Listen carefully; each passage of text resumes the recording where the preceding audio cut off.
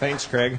For people that were here at the conference last year, I think one of the highlights for the conference for me, and it actually took place the day before the conference, some of the operators, Marathon, Shell, Plains, put on a tour for us. And one of the things, we had people that went on the tour from Marshall, Michigan, and from San Bruno. And one of the things that happened towards the end of that tour is we met with one of Marathon's managers in that area. And one of the highlights for me was, we had people that were really impacted by pipeline incidents, and then she started talking about an incident they had within the company where an employee of their own was injured and killed. And she teared up and could hardly describe what was going on, and it really brought together that this is a shared responsibility, not only if you're on the delivery end of the pipeline, but if you're an employee too, and it was really important. Our next speaker up here this morning is Pete Kirsch, who's the Senior Vice President of Midstream Technical and Compliance Services for Centerpoint Energy. And I didn't quite push all the buttons here. There you go. Down there. Okay, thanks so much. Are our heads in the way of being able to see the screen? Y'all are good? Okay, just want to be sure of that. Thanks for the opportunity to be here. This is such a great venue. I actually used to work just a few blocks from here at the Shell building, and I always appreciate the opportunity to come back to New Orleans. What I'd like to visit with you on is some of the efforts that Centerpoint Energy is involved in. As Carl mentioned, my name is Pete Kirsch, and let me just give you a quick synopsis of my company. There we go. This is the footprint of our company. We're primarily a regulated utility, and we have primarily 4 asset-driven businesses. The first is our electric operation. We're the electric wires, transmission, and distribution in the Houston-Galveston area. We occupy 3% of the geographic area of Texas, yet we move about 30% of the power in the state of Texas. So it's a real sweet spot. It's courtesy of a lot of population, a lot of industry, lots of air conditioning.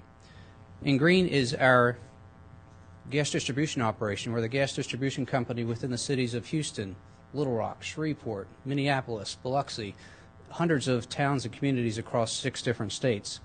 Our last 2 asset-driven businesses are our pipelines and field services units. It's really hard to see on this particular map, so I'll go to the next slide so we can see that a little bit better. Okay, I'm trying to get used to this screen versus that one there. This is a map of our pipeline system that we have. We call these our midstream assets, the assets that we have between the wellhead and the markets themselves. I'll start with the pipeline in red is our Mississippi River transmission pipe. Its primary purpose is to bring gas to St. Louis. In blue is Centerpoint Energy gas transmission. This moves supplies that are native traditional supplies and some of the new shale gas to markets such as Little Rock, Shreveport, the Perryville hub, power plants, things like that. And the third one that we operate is Southeast Supply Header, or SESH. It's a joint venture that we have with Spectre Energy. This takes gas from the Perryville hub, brings it down to other pipelines in southern Alabama, or it goes further along to power plants in Florida primarily. These 3 pipelines here add up to about 8,000 miles of pipe. But I want you to note where these pipelines are located. If you look at what part of the country they're located, it's actually quite a rural pipeline. And when we estimate the number of people around our pipeline, we tried to come up with that count. We've counted about 73,000 people live around this pipeline system. That's about as many that'll fit in the Superdome just a few blocks away from here. Every one of those 73,000 people is important to us. They're very important to us. Those people are located along just 9% of our mileage. So that means 91% of our mileage has nobody living near the pipeline. But again, that doesn't mean that we're not focused on the integrity management of those pipelines as well. Also wanted to point out with the blue system, which is the largest system, CEGT, it's known to be a web-like system, or as FERC terms it, a reticulated system. I don't know where get that name from. I always think of pythons or something, but it's a reticulated system. But this type of system has a lot of capacity, and ability to move gas around a lot of different ways.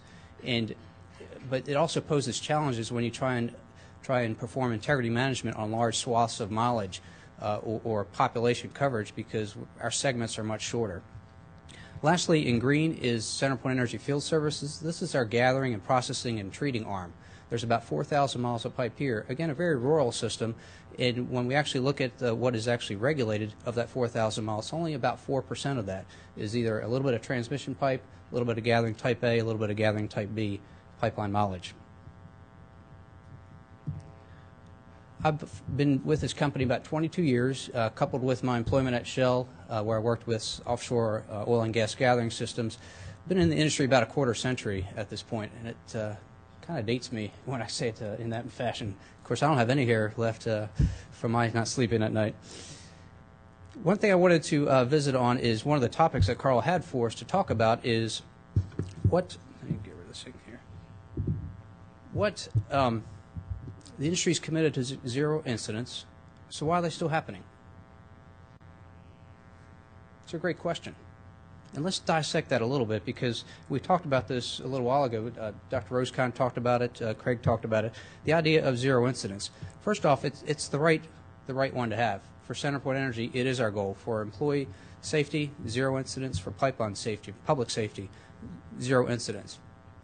We're in a type of industry that has inherent risk, and we share a risk profile with a number of other industries that incidents don't happen that often, but when they do, they can have very high consequences. They can be catastrophic. They can be tragic. They're highly unacceptable. We always have to have the vision of zero, and so we have that. If we could somehow turn a light switch and turn off incidents, we'd have done it a long time ago. But I think what we all realize now is that it's not something that we can do overnight. It's going to be a process that we're going to have to continually work toward. We have to get there, and then we have to keep it there. And we're going to have to employ things such as, and I'll use some of the catchwords, not intentionally, but things such as continuous improvement. We will need to use management systems and deploy those to ensure that we can get to zero incidents. Let's talk about a few specific things that we're doing within my company. And I'll start with integrity management. Even though we're a rural pipeline, we actually do have high consequence areas, about 180 miles worth of high consequence areas. That represents just over 2% of our pipeline mileage, and about half of those 73,000 people live within high consequence areas on our system. We, by this month, actually, we'll have completed the baseline assessments of those high consequence areas, except for some new ones that have popped up, and we're going to get to those next year. But like most operators, when we assess high consequence areas, we apply integrity management to either side of that high consequence area. So we essentially have over-assessed what we needed to. But on top of that, we've made a decision a few years ago that we're going to go ahead and perform integrity management on other pipelines that don't have high consequence areas. So with that, by the end of this year, we'll actually have performed integrity management on close to 3,000 miles of pipeline. That sets us up very well as a foundation for the commitment that we as an INGA member have made, and that is to employ integrity management principles system-wide. I'm not going to go into the details of this, but basically this is a phased approach, a staged approach to taking integrity management and figuring out how to get it system-wide. It's based upon population and trying to make sure that we're dotting our I's, crossing our T's, and getting it right as we expand integrity management. Through 2017, our plans are to continue running more tools, the right type of tools, the right combination of tools, and a number of tools through more pipelines that don't have high consequence areas. And by the end of 2017, we'll be at close to 4,000 miles of pipeline that will have applied integrity management. That additional mileage represents about 4,400 more people that we'll have covered. We will do that. I keep pressing the wrong button here. My apologies. We will do that per the ASME code, AS 31.8S code, as well as the pipe that we've already assessed. We'll make sure that that aligns with the S document as well. Let's talk about a few other things. These are just some other examples of things that we're working on. Each month comes to my desk what we call a scorecard, and on that basically we track different things. We track progress of how we're doing on integrity management. We track how we're doing with our close interval surveys and any deficiencies that we find. Are we closing them out promptly? We do a number of internal inspections, and if we find deficiencies on some of the things that we're doing, are we closing those things out? We track maintenance pigging. We have a pretty aggressive maintenance pigging program just to ensure that we minimize the threat of internal corrosion. So I view these types of things as part of a management system's feedback loop and highlighting things that we focus on. And I'm actually looking to broaden that to try and include more leading indicators, performance metrics, to make sure that we're looking way ahead and trying to get ahead of the game. Valves. Valves is something that we made a commitment for as part of the INGA commitment. If you recall that commitment, that's basically that as an INGA operator for populated areas for a larger pipe, we will shut the valves within 1 hour from recognition of the incident. For us, we began our studies to figure out, okay, which of those valves do we need to automate, which ones will we possibly have remote control shutoff capability, and we're working toward that. I mentioned inspections earlier. We do a number of internal inspections as a midstream group where we inspect ourselves internally. We also have our corporate folks that inspect us, and then we have a lot of external folks that inspect us. These are our colleagues at PHMSA, our colleagues at the state agencies which regulate us, our intrastate pipe. We have a few miles of intrastate pipe, as well as the 4% gathering pipelines that are jurisdictional as well. But we take those very seriously, and the inspections that we come up with, deficiencies that we find, we very promptly try and rectify those. Our gathering pipelines. We have 4,000 miles. They're pretty rural. And I mentioned 4% is jurisdictional, 96% is non-jurisdictional. I know it's a sensitive topic currently because of the rise of the shale plays and the huge gathering infrastructure that's being built, has been built, and probably will continue. But for us, we're doing some things on our gathering lines that maybe some operators may not be. We'll start with a design. Whether it's jurisdictional or not, we design it per DOT. And we often go above the design by putting extra corrosion allowance, basically making the wall thickness thicker, depending upon what the type of service that the pipe will be in. Whether it's jurisdictional or not jurisdictional, we build it per DOT. We're trying to get a little bit better about the non-jurisdictional pipe, dotting the I's and crossing the T's on our documentation, but we build per DOT. Lastly, our operation. For that 96% of pipe, we do a lot of things as we believe that we need to do to be a prudent operator, such things as external corrosion control, internal corrosion control, one calls, line marking. Our public awareness program goes to those people that live along the pipelines as well. So those are some of the things that we're doing on the gathering side. I'm not advocating that we necessarily need to have every single operator needs to do that, what we're doing here, but we're trying to raise the bar very high for ourselves on our gathering pipelines. We realize they can pose a risk to folks, and I think it's time to take a look at the gathering regulation at this point. I know that's part of the studies mandated by Congress, and is whether it needs to be tweaked going forward. The risk-based approach is probably the right one to do, but given the rise of the shale plays and how it's changed, we'll need to take a harder look at that.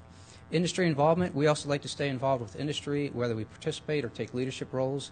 Call it PRCI, INGA, Southern Gas Association, ASME. These are some of the organizations that we're involved in. It's important for us because I like to listen. Our organization likes to listen. We like to learn, and we like to share as well. Lastly is these types of examples here, they do take more people. And these are just some of the examples that we're working on. And so we have added staff to our pipeline safety group. We've actually, over the last 2 to 3 years, have added 25% more people, and we have more openings to come. Let's talk a little bit more about close interval surveys. Close interval surveys is basically a process that you go through to check the effectiveness of the cathodic protection, looking for coating damage. And it's done at very short intervals, every 3 feet, every 5 feet or so. By the end of this year, we'll have performed these surveys on close to 4,000 miles of pipe. By the end of 2017, we'll have performed it on close to 8,000 miles of pipe. So again, this is just something that we're continuing. It's not a regulatory requirement, but basically we're trying to make sure that we're mitigating any threats from corrosion. I want to talk about one other thing, because in many contexts, what we do is we're trying to manage risks. In many contexts, we hear about whether we can eliminate risk. And oftentimes eliminating risk is not very plausible, it's not feasible, not practicable. However, there is at least one example where we can eliminate risk, and that's if we take the pipeline out of service, shut it down. We've had a program over the last 10 years that we've had a program to basically take a look at different assets and try and figure out, do we really need that pipeline anymore? And oftentimes we say we don't, and we try and replace that capacity by other means, using our reticulated system, using capacity on another pipeline that's already there. In some cases we have to build a few miles of pipe, or we provide alternate fuel to the customer. This is what we've abandoned on an annual basis. In a couple years we've abandoned 300 miles of pipeline. Cumulatively, we've abandoned over 800 miles of pipeline. Over the next 4 or 5 years, we'll abandon another 200 plus miles of pipeline. That's over 1,000 miles of pipeline we basically have taken off the table. They no longer pose a risk to public safety.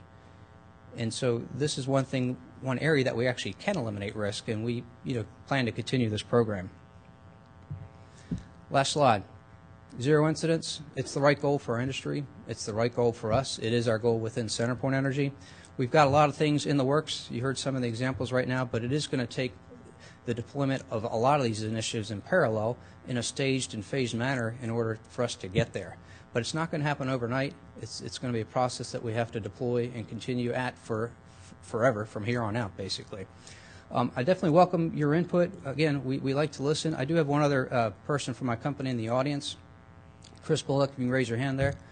Chris Bullock is our Director of DOT Compliance. He helped build the Integrity Management program for our company. He's got a lot of technical expertise, provides a lot of leadership within our company as well as for the industry. So each one of us will be here throughout the conference and welcome any questions that you might have. But again, welcome your input. Appreciate your input. Thanks so much for the opportunity to be here. That's all.